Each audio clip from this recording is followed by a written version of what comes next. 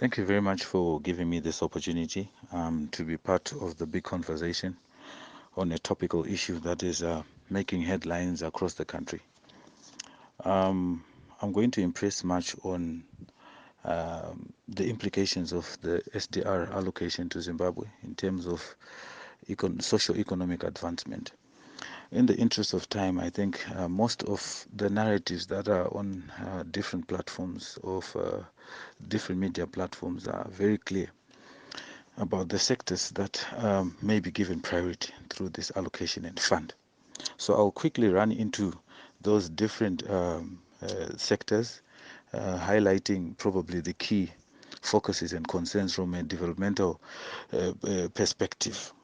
First and foremost, the social services sector, where we are primarily looking at health and education. The health sector has been adversely affected by the downward trend of the economy, and the impression and the premise around this fund is to assist economies in recovering post-COVID.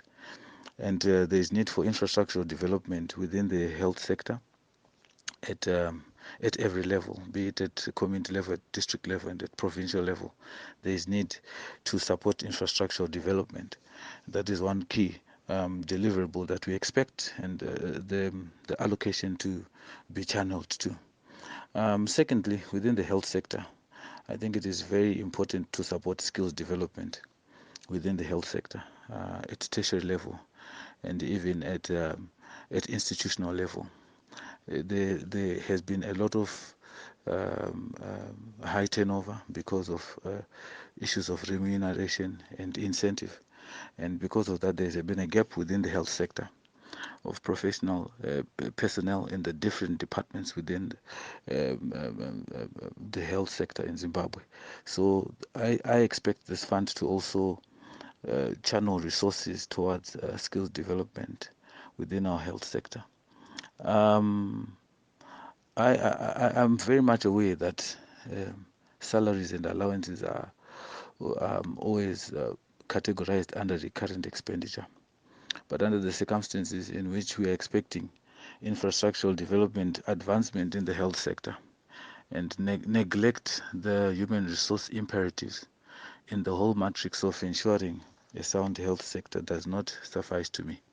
So I don't know what it can be done in the interim to also be cognizant of the fact that the current budget is failing to meet the expectations and demands with regards to salaries and allowances for primarily those in the health sector and in the education sector. We cannot ignore the fact that infrastructural development must also be aggregated with the aspects of capabilities of the personnel, capabilities in terms of their ability to look after themselves, and also for their self-enhancement in terms of what they desire. This is key with regards to dealing with the issue of high turnover. So I'll quickly move on to the education sector. Again, the education sector, there is need for capacity development, there is need for infrastructure development. The fund can play a critical role in addressing the gaps that are existing within the education sector at every level. Secondly, we are also looking at the potential of this allocation to enhance capacity development within the education sector. And primarily, I'm looking at research and innovation.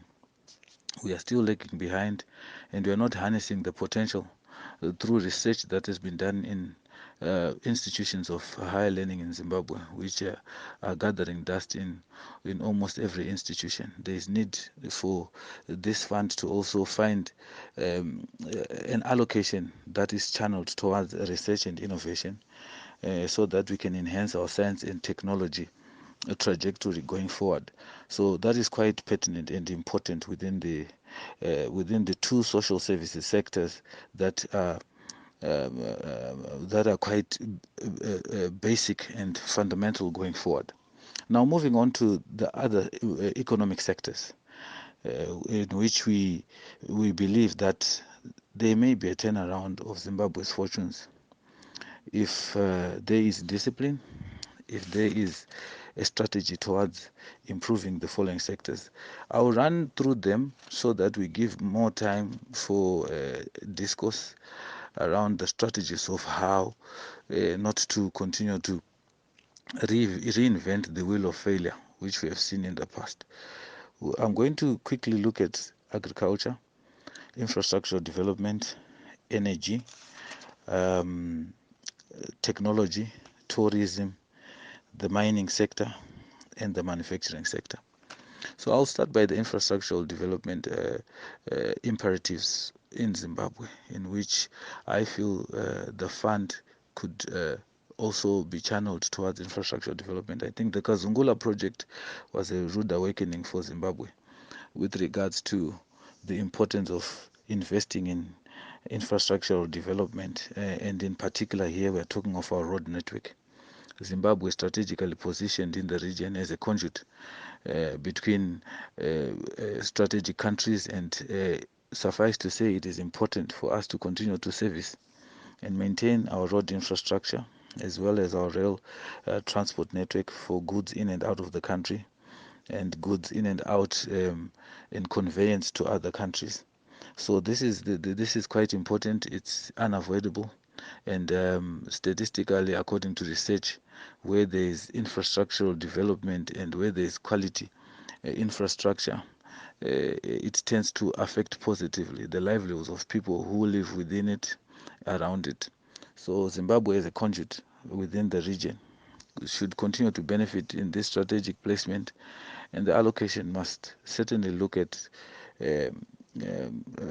investing and capacitating these strategic areas. We also look at the transportation sector. I think I've already mentioned there, enhancing the capacity of dams, enhancing the access to clean water for primary and secondary use to also be covered in the agricultural sector.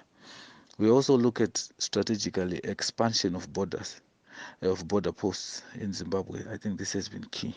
Forbes border post, Bedford border post, Chirundu border posts, they are key conduits, like I've earlier alluded, which need to be expanded for the ease of doing business and to ease the challenges of congestion, so that we are not evaded. Like I said earlier, the Kazungula project was a rude awakening to us with regards to our reluctancy or our lack of focus in giving priority to infrastructural development.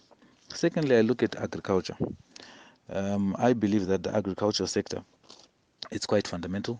The agricultural sector, Zimbabwe has been a breadbasket of Africa in the 80s, and we can replicate what was done in the 80s and even earlier than then by allocating resources to the agricultural sector. Why is it important for us to allocate resources to the agricultural sector? It has got potential to generate revenue through exports, and the key sectors in the agricultural sector which could be given priority is the horticultural sector, where we could rekindle the old days of export for flowers and other related agricultural produce. It is important to note that agriculture is a key fundamental to Zimbabwe's economic growth outside mining and other key sectors that I'll briefly speak to, because it deals with our own personal food security imperatives at a local level. And thus, boosting the agricultural sector will not only mitigate the possibilities of losing a lot of foreign currency by importing agricultural goods which are not being produced locally, one, because of capacity issues, and two, because of technological deficits that are a key deliverable in the contemporary age.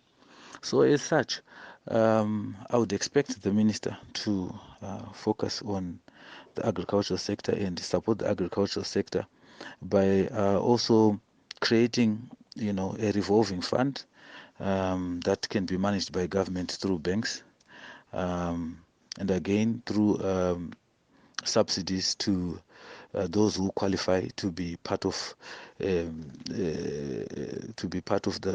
beneficiaries to the fund.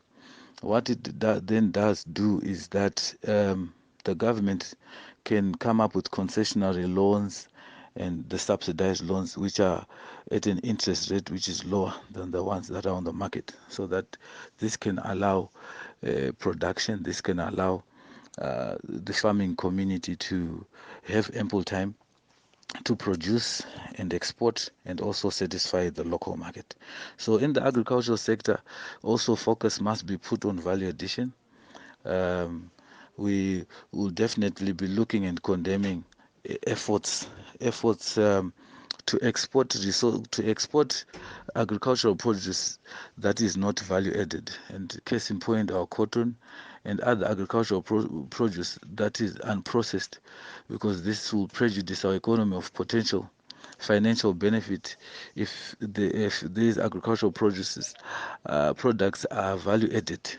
So we anticipate that there has to be critical focus on the agricultural sector in resuscitating it, small scale farmers and large scale farmers, capacity in all its forms, to ensure that the economy is back on its feet. Thirdly, we're looking at the prospects of this allocation for funding in the energy sector. The energy sector remains a critical cog in the production, or in all the in all the facets of economic sustainability and growth, be it in the infrastructural development narrative, the agricultural narrative, the mining narrative, the manufacturing narrative. And it is becoming more apparent and relevant, especially in the contemporary age, that the focus shifts to clean renewable energy sources. And the fund could be an opportunity for government to support investments in renewable clean energy sources. It could be solar, it could be geothermal energy, it could be wind energy, it could be hydro energy. These sources are very, very important in terms of cutting the cost on the part of government in importing the much needed energy.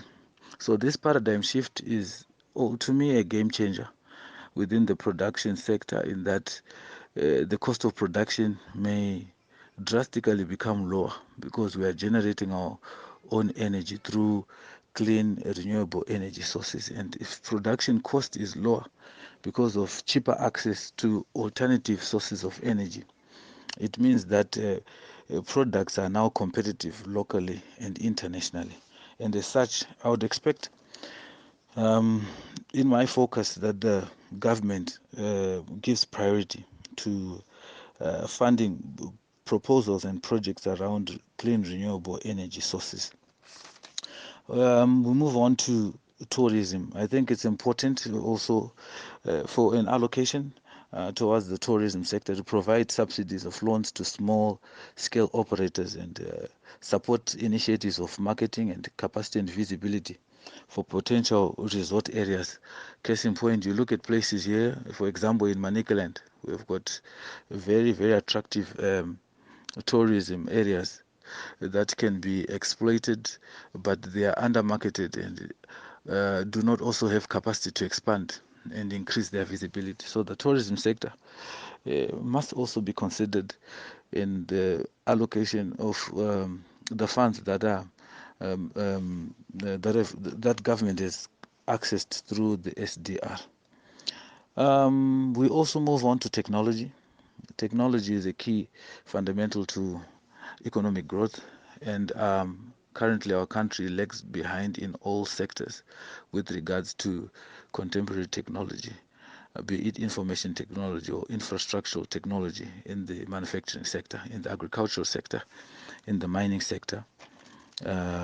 We lag behind, and focus must also be given to support technological advancement in all sectors in the country.